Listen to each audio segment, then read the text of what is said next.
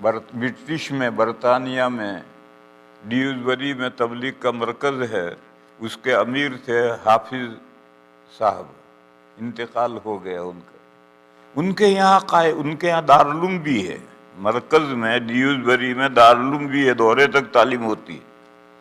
ان کے یہاں قانون یہ ہے کہ اگر کوئی بچے کو مدرسے میں داخل کرنا چاہتا ہے تو بچے کو لائے اور ساتھ میں بسترا لے کر آئے اور سیدھا 4 مہینے کے لیے نکلے جماعت میں، پھر ہر سال ایک چلہ دے تو اس کے بچے کو مدرسے میں لیتے ہیں، ورنہ نہیں لیتے۔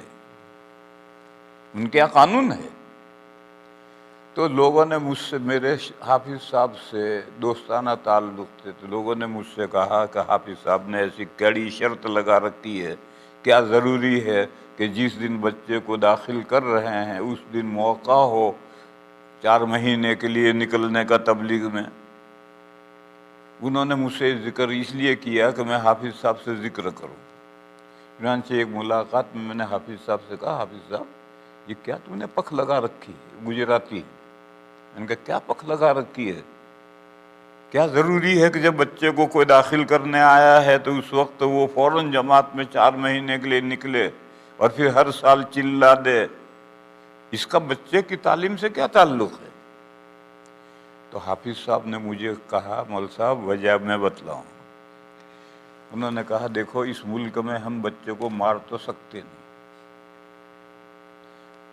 سمجھا بجھا کر، پھسلا کر ہم نماز پر لگاتے ہیں، پھر ہر مہینے میں ہم بچوں کو 3 دن کی چھٹی دیتے ہیں، وہ گھر جاتے ہیں۔ اب گھر گیا تو نہ باپ نماز پڑھتا ہے، نہ ماں نماز پڑھتی ہے، نہ بھائی نماز پڑھتے ہیں، نہ بہنیں نماز پڑھتی ہیں، تو یہ بچہ گھر جا کر کیوں نماز پڑھے گا؟ وہ 3 دن میں جیسا تھا ویسا ہی انگھڑ ہو کر آ جاتا ہے۔ اب ہمیں اثر نو محنت شروع کرنی ہے، اب اس کا ذہن بنانا ہے، سمجھانا ہے، بجھانا ہے، اور جب اس کو ہم نے نماز کا عادی بنا دیا تو 3 دن کی چھٹی میں گھر گیا، پھر تھا ویسا ہی ہو کر آ گیا۔ اس لیے ہم چاہتے ہیں کہ اگر کوئی شخص اپنے بچے کو دین پڑھانا چاہتا ہے تو اس کے گھر کا ماحول دینی ہو۔ تو ہم جو یہاں تربیت کرتے ہیں مدرسے میں، بچہ جب چھٹی میں گھر جائے تو ہماری تربیت ضائع نہ جائے، بلکہ وہ وہاں جا کر بھی نماز پڑھے اور نماز پڑھتا ہوا ہے۔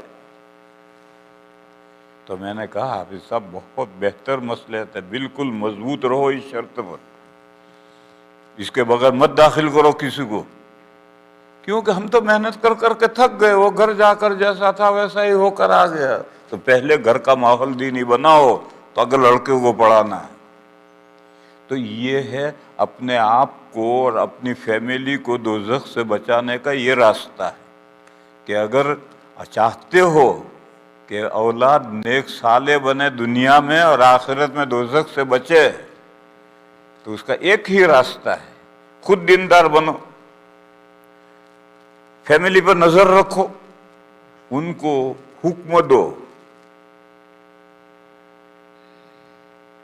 خود مضبوط رہو نماز پر، ان کو نماز کا حکم دو، تو وہ نیک صالح بنیں گے اور وہ دین کے راستے پر پڑھیں گے۔ ناظرہ پڑھواؤ گے ناظرہ پڑھیں گے، حفظ کرواؤ گے حفظ کریں گے، اور اگر اس کی ذہنی صلاحیت ہو تو تم ان کو عالم بھی بنا سکتے ہو۔